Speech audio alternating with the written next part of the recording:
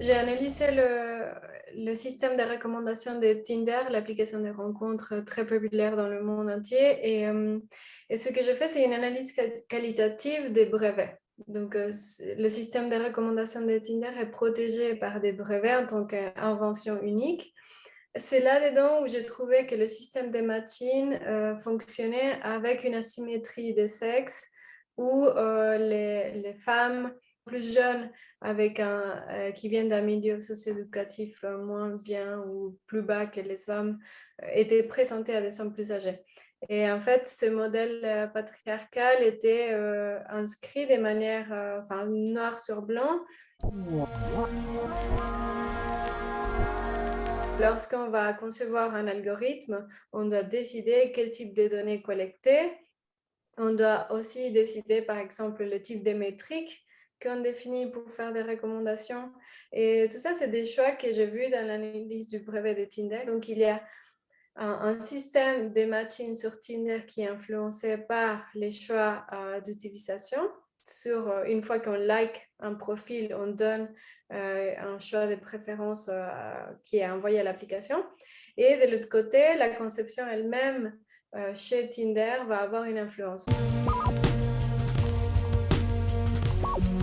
Parfois, ils veulent se déresponsabiliser en disant « Nous, on n'est qu'une application qui fait de la mise en contact, mais c'est aux utilisateurs et utilisatrices de faire leur choix. » Mais en réalité, dès le moment qu'on crée une solution technologique, on a toute la responsabilité de comment elle fonctionne, qu'est-ce que le système peut donner et ne peut pas donner comme résultat. Quand Tinder décide de créer des métriques, par exemple le role traditionalisme sur l'application, c'est des choix humains de favoriser ce type de modèle qui existe dans la société, mais il existe parmi d'autres modèles. Et c'est donc un choix de conception humain de favoriser ce type de modèle. Donc, dans ces cas-là, l'application va aider à renforcer ou amplifier les biais qui existent déjà dans la société. Un problème plus large dans le développement des applications aujourd'hui, c'est qu'il n'y a pas de méthode explicite pour la recherche sur l'utilisation des applications, mais on part d'une idée initiale, d'une idée d'un entrepreneur qui veut créer une application et qui reflète son expérience personnelle. Et ça, c'est aussi dû à la facilité avec laquelle on peut créer des applications mobiles aujourd'hui. Et ça, donc, est régulé aussi par Google et Facebook, qui donnent des standards de collecte des données, de partage des données. Dans le cas d'une autre application comme Her, qui est destinée aux femmes, on crée donc un modèle standard d'une femme lesbienne. Ça crée un modèle générique, comme on dit parfois, one size fits all. Et c'est un problème donc pour comprendre, accueillir la diversité des caractéristiques, des modèles de couple qui existent dans la société. On met beaucoup de confiance dans l'apprentissage automatique, machine learning, réseau de neurones. Et ce qu'on fait, c'est qu'on alimente le modèle avec beaucoup de données et on regarde qu'est-ce qui se passe, qu'est-ce qui marche bien.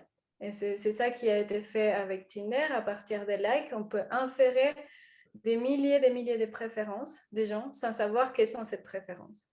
Donc, on tombe dans l'impossibilité de justifier comment le modèle marche et pourquoi on présente une telle personne à une telle personne. Je pense que c'est là où il faut faire attention au choix de conception. Il vaut mieux créer des techniques qui sont explicables, qui sont justifiables avec de la transparence. Et ça, ce n'est pas le cas aujourd'hui dans beaucoup d'applications. Tinder, comme beaucoup d'autres applications qui utilisent des systèmes de recommandations comme Netflix, Amazon, Uber, Airbnb, même Batmaid, En fait, il y a souvent une conception des recommandations sur la base des similarités. Et c'est important de nouveau comment on définit cette similarité dans des techniques comme l'apprentissage automatique aujourd'hui. Ça crée des bulles algorithmiques où on est mis ensemble avec la même communauté et avec des gens similaires, mais sur les principes qui ont été définis en amont sur l'application. Parce que évidemment, on va vouloir peut-être se rassembler avec ceux qui nous ressemblent, mais souvent, on veut aussi explorer. Et ça, c'était l'une des fonctions ultimes d'Internet, la possibilité d'explorer. Avec autant des profils en ligne, des informations, on va en fait avoir des tâches cognitives lourdes, par exemple, passer beaucoup de temps connecté pour trier les profils qui ne nous intéressent pas, bloquer les pratiques malveillantes d'autres personnes. Et donc, aujourd'hui, on ne peut pas dire qu'on choisit un partenaire ou une partenaire. En fait, on élimine d'abord. Et aussi, on rentre dans une dynamique d'évaluation, des compétitions, des comparaisons massives. On a une centaine de profils par page qu'on doit comparer, évaluer. En fait, la manière dont on conçoit des applications, ça guide ce qu'on lit, sur quelle information on porte l'attention. Et aussi, ça guide en fait notre activité en ligne en entier, combien de temps on passe connecté et comment on choisit. Et comment on choisit, c'est souvent sur la polarisation et l'élimination, oui ou non. Déjà, ça diminue la compréhension du processus qui est sélectionner un partenaire, la drague, il y a une réduction massive. Et il y a moins de dialogue. Et ça peut aussi nous réconforter avec des choix limités de notre passé. Si il y a un modèle patriarcal qui est présent et qui peut nous plaire dans certaines situations, le système de recommandation de Tinder va le renforcer en le proposant à la plupart des femmes et même à nous de nouveau dans le futur. Donc, si à un moment donné, on veut choisir de cette bulle et explorer d'autres options, on va pas pouvoir, on va devoir changer notre dynamique dans l'application pour que le système apprenne et nous propose d'autres choses. Comprendre comment le système marche de manière approfondie, c'est vraiment impossible, je dirais, parce que Tinder et beaucoup d'applications de rencontres, et même, on l'a vu, Facebook, ils cachent leurs opérations. Ensuite, il y a des personnes qui sont experts dans le domaine du machine learning, par exemple, et qui vont s'instruire, lire et puis commencent à comprendre les principes. Et ceux qui sont plus en risque parce qu'ils comprennent le modèle de compétition qui s'installe dans l'application. Et donc, ils se mettent en compétition en détournant l'utilisation de l'algorithme de Tinder. Et il y a d'autres personnes qui n'ont aucune notion, la plupart, la majorité, aucune notion de ce que c'est un algorithme, comment fonctionne un algorithme. Et ce qui se passe, c'est que souvent, on est largué du marché. On ne comprend pas que plus on reçoit des likes avec des jolies photos, plus on va être vu. Ça fait qu'on passe aussi moins de temps dans l'application et on est moins vu, moins actif. Ça veut dire qu'on est moins présenté par l'application. Et quand on ne comprend pas toute cette dynamique, en fait, on reste dehors du marché. J'ai même interviewé des personnes qui n'ont jamais eu un match, jamais eu une rencontre face à face et même très peu de messages échangés dans l'application.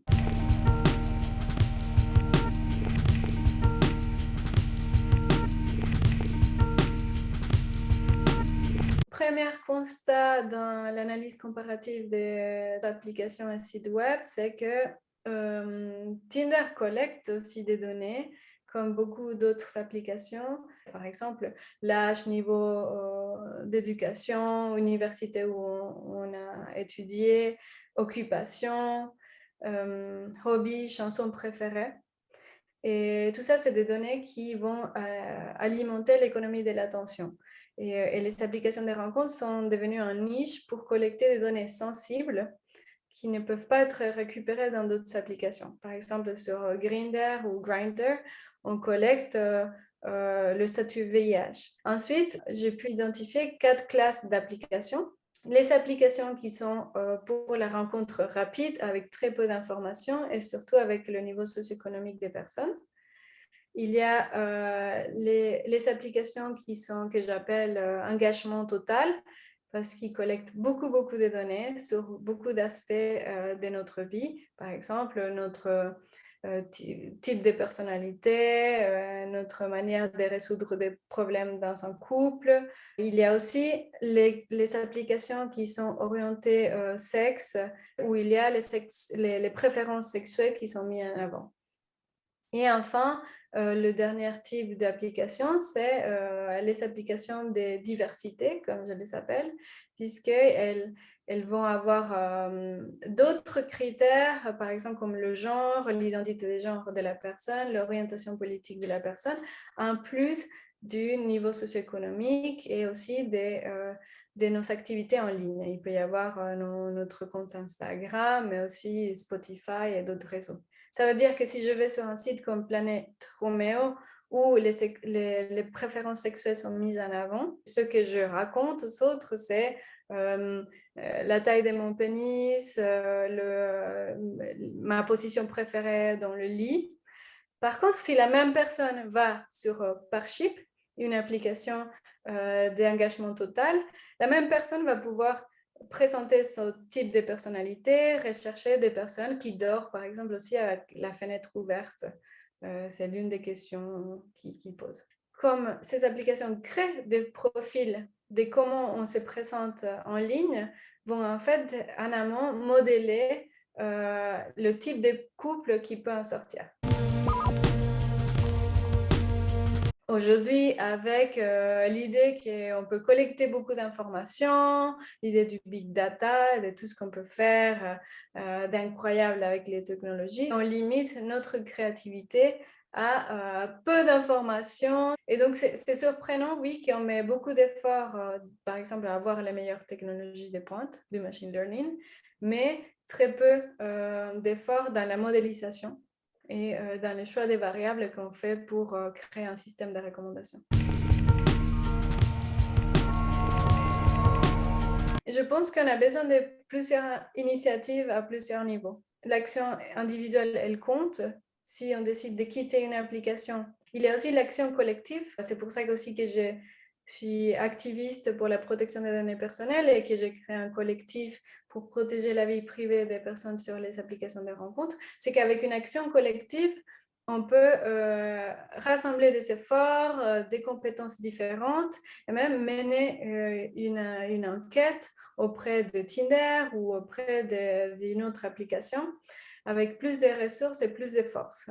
Et il y a des initiatives qui peuvent venir des régulations, dont le RGPD ou la loi suisse de la protection des données personnelles. Ce sont des efforts juridiques qui sont très utiles. C'est ça qui nous permet, par exemple, aujourd'hui, d'accéder à nos données personnelles et à les analyser et à comprendre notre activité en ligne, au-delà de ce que l'application dit qu'elle fait.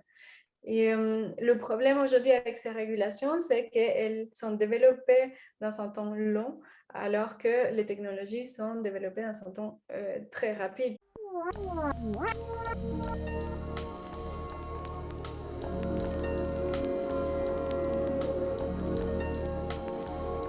Quand j'ai commencé ma recherche doctorale, en fait, je voulais analyser les applications et l'une des techniques récurrentes, c'était de collecter les données personnelles des gens, des profils, avec des techniques d'anonymisation ou autres pour le bien de la recherche. Et ça, on a le droit. Mais je me suis dit que je voulais des méthodes qui tiennent avec mes valeurs et qui tiennent avec la manière dont je voudrais être traitée dans une recherche. Et je me suis tout de suite dit, en fait, je ne veux pas savoir la vie des gens sur ces applications. Je veux plutôt comprendre le système pour les en donner quelque chose en retour. Et si on tient aligné avec ces trois objectifs, on va en fait trouver de nouvelles méthodes, des choses beaucoup plus originales pour faire de la recherche avec un bien social à la fin. On me dit, oui, mais Jessica, ce sont les choix, les préférences des personnes qui se reflètent dans l'application, qui sont construites socialement et qu'on déclare ensuite dans l'application. Donc, j'insiste là-dessus que nous, c'est des conceptions, en fait, prédéfinies avec des choix humains qui se font dans des entreprises privées et qui sont en train, en fait, de modifier la manière dont on évalue quelqu'un. Même si on arrive avec notre bagage culturel, social, en fait, on est en train d'apprendre avec la technique. On construit ensemble une nouvelle réalité sociale qu'il faut définir en fait, sans penser que tout est de notre volonté.